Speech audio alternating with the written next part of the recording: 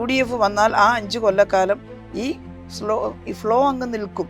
ഈ വികസന പ്രവർത്തനങ്ങളുടെ ഒരു മുന്നേറ്റം ഉണ്ടല്ലോ, അപ്പോൾ അവരത് അത് നിർത്തും. നായനാരുടെ കാലത്ത് കണ്ണൂരിലൊരു അന്താരാഷ്ട്ര വിമാനത്താവളം വേണം ഈ മലബാർ മേഖലയുടെ വികസനത്തിന് എന്ന് ആഗ്രഹിക്കുകയും, അന്ന് CM ഇബ്രാഹിം കേന്ദ്രമന്ത്രിയാണ്, അറിയാലോ, കർണാടകയിൽ നിന്ന് ജയിച്ചു വന്നിട്ട് അദ്ദേഹം. അപ്പോൾ അദ്ദേഹത്തോട് തമാശക്ക് നായനാർ പറഞ്ഞു, നീ കേരളത്തിൻ്റെ പുതിയാപ്പിളിയല്ലേ, അപ്പോൾ ഇവിടെ അടുത്ത് നിർവേലിയാണ് അദ്ദേഹത്തിൻ്റെ ഭാര്യ വീടൊക്കെ, അപ്പോൾ എന്താ ഇവിടത്തേക്ക് കൊണ്ടുവരുന്നതെന്ന് ചോദിച്ചപ്പോൾ എന്താ നായനാർക്ക് വേണ്ടത്? അപ്പോൾ പറഞ്ഞൊരു വിമാനത്താവളം വേണം. സീരിയസ് ആണോ? സീരിയസ് ആണ്. ഭൂമിയുണ്ടോ? ഉണ്ട്.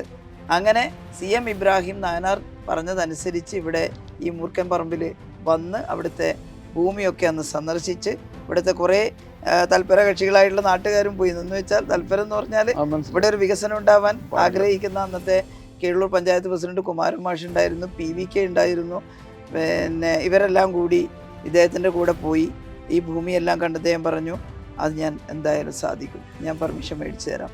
അദ്ദേഹത്തിൻ്റെ ഇടപെടലാണ് ഇവിടെ വിമാനത്താവളം എന്ന് പറഞ്ഞൊരു കൺസെപ്റ്റിന് പെർമിഷൻ ഉണ്ടാക്കിയെടുക്കുന്നത്. അതേ ഇവിടെ പിന്നെ വിമാനത്താവളത്തിൻ്റെ തറക്കല്ലിടലിന് വന്നിട്ട് പ്രസംഗിക്കുമ്പം എല്ലാ പാർട്ടിക്കാരും ഉണ്ട്.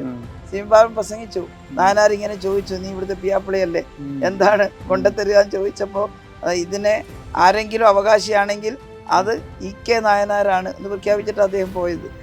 അപ്പോൾ അത് വെച്ചിട്ട് തുടങ്ങി. നോക്കൂ, ആ ഭൂമി ഏറ്റെടുക്കുന്ന സമയത്ത് പിന്നെ അന്ന് ഞാനായിരുന്നു ഇവിടുത്തെ MLA, പേരാവൂർ MLA, പേരാവൂരിലായിരുന്നു ഇത്.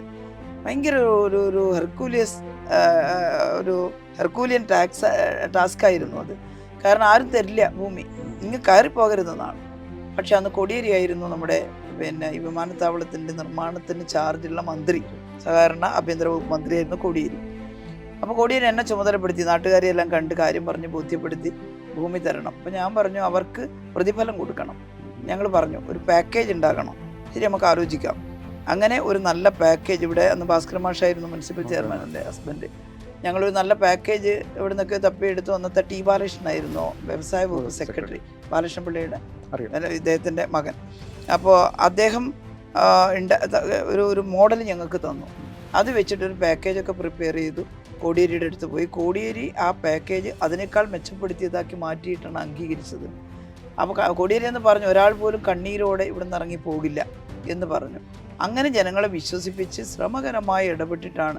ഈവൻ ഈ അളക്കാൻ വരുമ്പോൾ ചിലപ്പോൾ കല്ലില്ല എന്ന് പറഞ്ഞ് ഉദ്യോഗസ്ഥന്മാർ മടങ്ങി പോവായിരുന്നു അടിക്കണ്ടേ.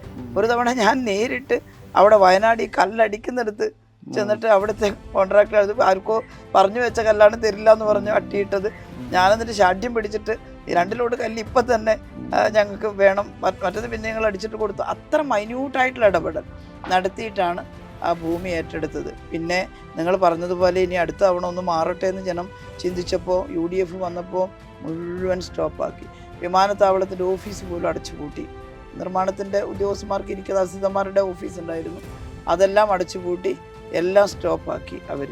എന്നിട്ട് അവരുടെ കാലത്ത് ഇതിൻ്റെ പ്രവർത്തനം നിലക്കുകയും പിന്നീട് ഒരു ചെറിയ ഒരു ഹെലികോപ്റ്റർ മറ്റോ ഇറക്കിയിട്ട് ഒരു ഉദ്ഘാടനം നിർവഹിക്കാൻ സൈനിക ഹെലികോപ്റ്റർ ഉപയോഗിച്ചുകൊണ്ട് അതൊക്കെ അപഹാസ്യമായിട്ട് മാറി. അത് കഴിഞ്ഞ് 2016 പിണറായി സർക്കാർ വന്നപ്പോഴാണല്ലോ ദ്രുതഗതിയിൽ, ഞാനന്ന് മന്ത്രിയായതുകൊണ്ട് ഇതിൻ്റെ ചില കമ്മിറ്റികൾ ഉണ്ടായിരുന്നു, വിമാനത്താവള നിർമ്മാണവുമായി ബന്ധപ്പെട്ട ബോർഡിലും ഉണ്ടായിരുന്നു, ഞാൻ ഗവേണിംഗ് ബോർഡിലുണ്ടായിരുന്നു.